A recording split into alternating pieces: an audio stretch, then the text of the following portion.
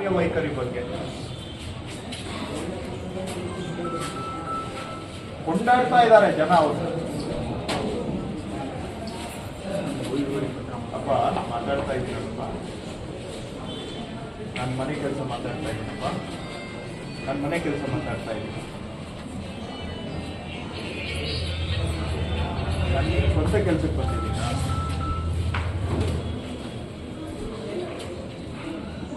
ಅವ್ರು ಯಾರು ಅಂತ ಅವ್ರದ್ದು ಒಂದು ದರ್ಶನ ಮಾಡಬೇಕು ಅಂತ ಬಂದಿದೆ.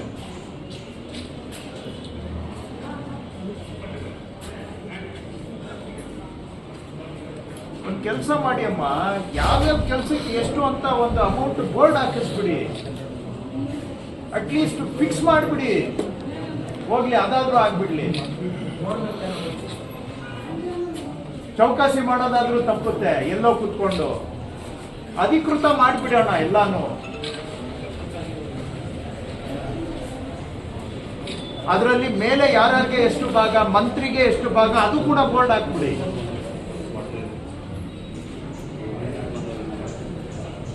ಇಷ್ಟು ಕೊಡದೆ ಇಲ್ಲಿ ಏನು ಕೆಲಸ ಆಗೋದಿಲ್ಲ, ಇದರಲ್ಲಿ ಇಷ್ಟು ಪರ್ಸೆಂಟೇಜ್ ಮಂತ್ರಿಗೆ ಹೋಗುತ್ತೆ, ಅದು ಹಾಕಿ, ತಪ್ಪೇನಿಲ್ಲ. ಇಲ್ಲಮ್ಮ, ಅಲ್ಲಿ ನಿಮ್ ತಹಶೀಲ್ದಾರ್ ಇಲ್ಲ, FDA ಇಲ್ಲ, SDA ಇಲ್ಲ, ಒಬ್ಬರಿಲ್ಲಮ್ಮ ಅಲ್ಲಿ. Not A single person. ನಾನು ಏನ್ ಹೇಳಲಿ ನಿಮ್ಗೆ? ಅಲ್ಲಮ್ಮ, ಅಯ್ಯೋ, ನೀವು ಸೂರ್ಯನ್ಗೆ ಟಾಸ್ ಹಿಡಿಯೋ ಮಾತುಗಳು ಮಾತಾಡಿದ್ರೆ ನೀವೆಲ್ಲ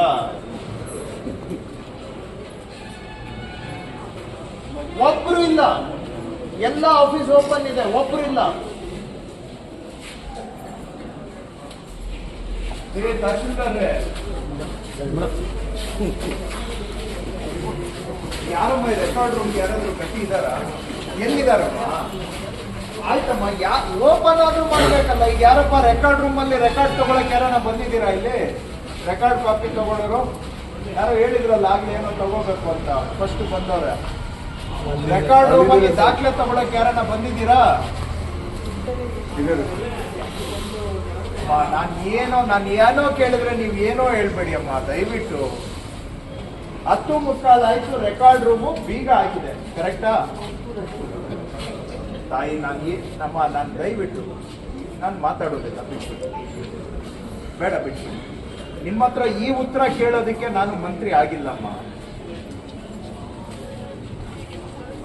ಮಂತ್ರಿ ಅಂತ ದಯವಿಟ್ಟು ಒಂದು ಸ್ವಲ್ಪ ಕನಿಷ್ಠ ಗೌರವ ಕೊಟ್ಟು ಮಾತಾಡಿ ನನಗೆ. Don't treat me like some ದಾರಿಯಲ್ಲಿ ಹೋಗೋಂತರ ನನ್ನ ಹತ್ರ ಮಾತಾಡ್ಬೇಡಿ. ಹಾರಿಕೆ ಉತ್ತರ ಕೊಡೋದಕ್ಕೂ ಇತಿಮಿತಿ ಇದೆ ಅಮ್ಮ.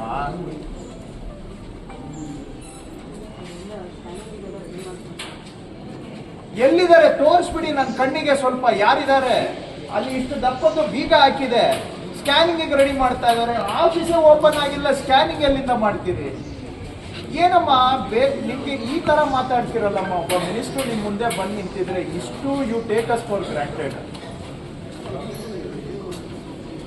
ನಿಮ್ ಬುದ್ಧಿವಂತಿಕೆ ನನ್ನ ಮೇಲೆ ಯಾಕಮ್ಮ ಪ್ರಯೋಗ ಮಾಡ್ತಾ ಇದ್ದೀರಿ? ಕೆಲ್ಸದ ಮೇಲೆ ಪ್ರಯೋಗ ಮಾಡಿ ಅಮ್ಮ, ಪ್ಲೀಸ್. ನಾನು ನಿಮ್ಮಷ್ಟು ಬುದ್ಧಿವಂತನೂ ಅಲ್ಲ. ನಿಮ್ಮ ಈ ತರ ಬುದ್ಧಿವಂತಿಕೆ ಮಾತಿಗೆ ಜವಾಬ್ ಕೊಡುವಷ್ಟು ನನಗೆ ಬುದ್ಧಿ ಇಲ್ಲಮ್ಮ. ನಾನು ಅಲ್ಲಿ ಓಪನ್ ಯಾಕಾಗಿಲ್ಲ ಅಂತ ಕೇಳಿದ್ರೆ ಅದು ಬಿಟ್ಟು ಎಲ್ಲ ಸೇರಿ ಮಾಡಿಟ್ಟಿದ್ದೀನಿ. ನಾನು ಅದಕ್ಕೆ ಅವ್ರಿಗೆ ಹೇಳಿದೆ, ಅವರು ಈಗ ಅವರ ಮನೋಸ್ಥಿತಿ ಹೇಗಿದೆ ಅಂದರೆ, ನಮಗೆ ಯಾವುದೂ ಒಂದು ಇಲ್ಲ.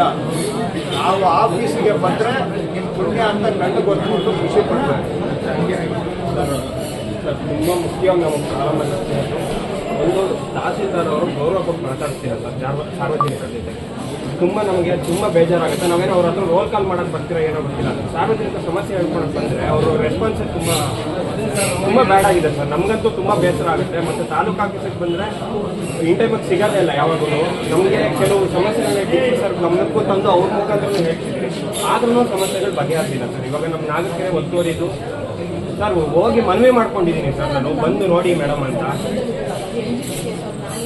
ಸರ್ ಎಲ್ಲದಕ್ಕೂ NGT ಕೇಸ್ ಹಾಕಿದ್ದೀರಿ ಅನ್ನೋ ಕಾರಣಕ್ಕೆ ಎಲ್ಲಾನು NGT ಬಗೆಹರಿಸುವಂಥ ಸಮಸ್ಯೆ ಸರ್ವೆ ಸರಿಯಾಗಿ ಮಾಡ್ಬೇಕಲ್ವ ಸರ್ ಇವರು ಸರ್ವೆ ಸರಿಯಾಗಿ ಆಗಿಲ್ಲ ಅಂತಂದ್ರೆ ನೀವು ಯಾರು ಟೆಕ್ನಿಕಲ್ ಪರ್ಸನ್ ಏನ್ರಿ ಅಂತ ಕೇಳ್ತಾರೆ ಸರ್ ನಮ್ಮನ್ನ ಏನ್ ಸರ್ ನಮಗೆ ಸಾರ್ವಜನಿಕರಾಗಿ ನಾವೇನು ಹೇಳ್ಬಾರ್ದು ಸರ್ ಇದಕ್ಕೆ ಆ ಒಂದು ಪಾಯಿಂಟ್ ಅಲ್ಲಿ ಅವರು ಸರಿ ಇದೆ ಸರ್ವೆ ಮಾಡಿರೋದು ಸರ್ವೆ ಹೇಳ್ಬೇಕು ಸರಿ ಇದೆ ಅಂತ ಇವ್ರಿಗೆ ಸರ್ವೆ ಅವರು ಇಲ್ಲ ನಾವು ಕೇಳ್ಕೊಂಡಿದ್ದು ಸರ್ ಸರ್ವೆ ಸರಿಯಾಗಿ ನಡೆದಿಲ್ಲ ಮೇಡಮ್ ಇನ್ನೊಂದ್ಸಲಿ ನೋಡಿ